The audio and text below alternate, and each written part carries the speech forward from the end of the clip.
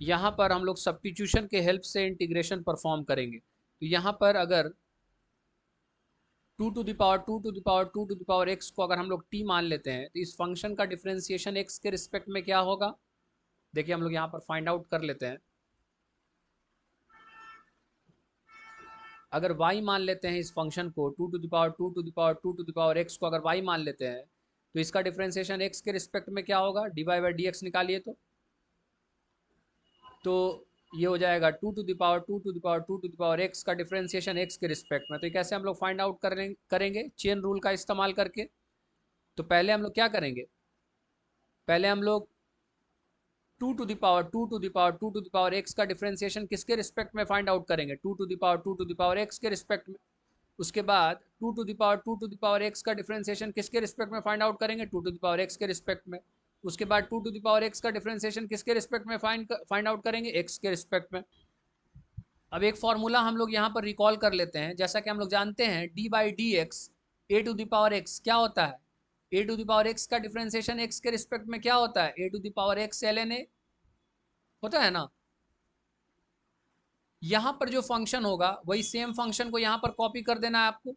यहाँ पर बेस क्या है, ए, ठीक है ना, और यहाँ पर लॉग का आर्गुमेंट क्या कर देना है, ए कर देना, ठीक है ना। तो यही सेम फॉर्मूला को अगर यूज करिएगा तो बताइए ये वाला डिफरेंशिएशन क्या होगा।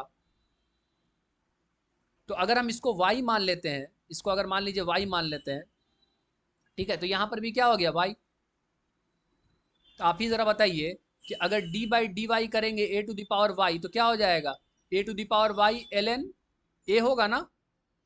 तो यहाँ पर वही सेम कॉन्सेप्ट का यूज कीजिएगा तो क्या हो जाएगा, यहाँ पर हो जाएगा यही सेम फंक्शन को उतार देना है, यानी 2 to the power 2 to the power 2 to the power x ये हो गया एल एन, और बेस क्या है यहाँ पर 2, तो यहाँ पर आर्गुमेंट क्या कर देना 2 इनटू, यहाँ पर देखिए इसको अगर हम y मान लेते हैं तो यहाँ पर भी क्या हो गया y हो गया।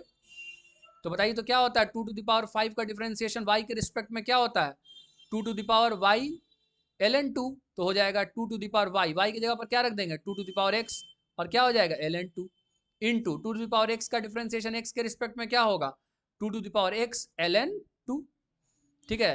अब देखिए तो इसको इस तरह से भी हम लोग लिख सकते हैं 2 to the power 2 to the power 2 to the power x into 2 to the power 2 to the power x into 2 to the power x ln 2 into ln 2 into ln 2, इसका मतलब क्या हो जाएगा ln 2 का होल क्यूब हो जाएगा ना। अब अगर इस फंक्शन को अगर t मानिएगा तो इसका मतलब है कि इसका complete derivative into D x किसके बराबर होगा, dt के बराबर। इसका कंप्लीट डेरिवेटिव क्या निकाले हैं, यहाँ पर निकाले हैं, है ना।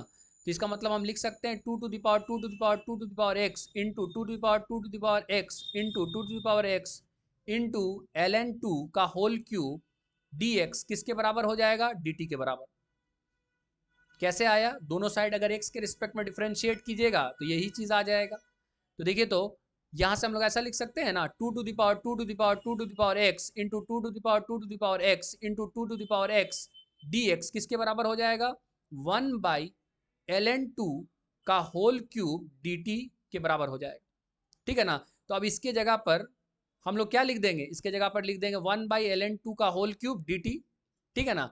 और उसको बहुत आसानी से हम लोग इंटीग्रेट कर सकेंगे, मतलब सब्स्टिट्यूशन के हेल्प से हम लोग इंटीग्रेशन यहाँ पर परफॉर्म आसानी से कर लें, ठीक है। तो देखिए तो अब क्या हो जाएगा इंटीग्रैंड, तो अब इंटीग्रैंड आ जाएगा नाउ, अब हो जाएगा इंटीग्रेशन, इसके जगह पर रख दीजिए, इसके जगह पर क्या रख देंगे 1 बाई ln 2 का होल क्यूब और क्या हो जाएगा dt।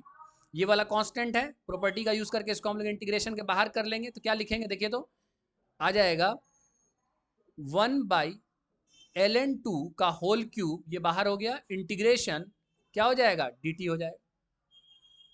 और बताइए तो 1 का इंटीग्रेशन t के रिस्पेक्ट में क्या होता है t होता है, तो यहां पर आ जाएगा 1 बाई ln 2 का होल क्यूब और इंटू क्या हो जाएगा t, अब प्लस क्या हो जाएगा c। t की जगह पर हम लोग क्या रख देंगे, तो t हम लोग एज्यूम किए हैं 2 to the power 2 to the power 2 to the power x, तो रख दीजिए t के जगह पर, तो क्या हो जाएगा 2 to the power 2 to the power 2 to the power x, अब बाई क्या हो जाएगा ln 2 का होल क्यूब, अब प्लस क्या हो जाएगा c,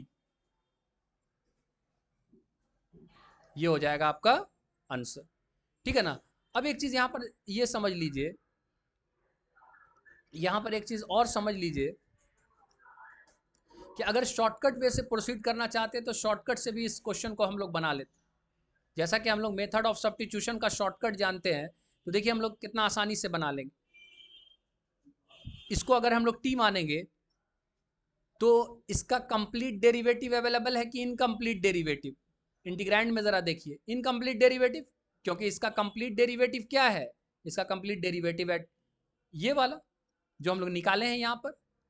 तो सिर्फ यही ना अवेलेबल है, देखिए ना यहाँ पर इंटीग्रैंड में क्या अवेलेबल है? सिर्फ ये वाला चीज़ अवेलेबल है ना, ये वाला चीज़ तो मिसिंग है ना, बात में आ रहा ना। तो हम कहेंगे कि क्या अवेलेबल है? ये वाला चीज़ अवेलेबल, ये वाला टर्म क्या है? मिसिंग। ln2 का होल क्यूब क्या है? मिसिंग है। तो जैसा कि हम लोग शॉर्टकट से जानते हैं कि 1 बाई मिसिंग टर्म अगर कांस्टेंट होता है तो उसको इंटीग्रेशन के बाहर कर लेते हैं, तो क्या हो जाएगा? 1 बाई ln2 का होल क्यूब को इंटीग्रेशन के क्या कर दिया? बाहर कर दिया। और क्या करते हैं? इनकम्प्लीट डेरिवेटिव, यानी ये वाला क्या है? इनकम्प्लीट डेरिवेटिव जो मेरे इंटीग्रैंड में अवेलेबल है, इनटू dx मिलकर के क्या बनाता है? dt बनाता है ना। तो इसके जगह पर क्या लिख लेंगे? dt लिख लेंगे, तो यहां पर हो जाएगा इंटीग्रेशन dt, है कि नहीं? यही चीज ना यहाँ पर आया है, देखिए। और इसके बाद हम लोग तो इंटीग्रेशन कर लिए हैं ऑलरेडी, इसके बाद उसी तरह से इंटीग्रेट कर लेंगे। मेरी बात समझ में आ रहा ना? तो कहने का मतलब है कि आपको अगर मेथड ऑफ सब्स्टिट्यूशन का शॉर्टकट पता है कि किस तरह से हम लोग यूज़ करते हैं, तो उसका भी यूज़ करके आप बड़े आसानी से इंटीग्रेशन परफॉर्म कर सकते हैं, ठीक है ना। तो इस तरह से हम लोग इस क्वेश्चन को बना लिए। Okay, thank you.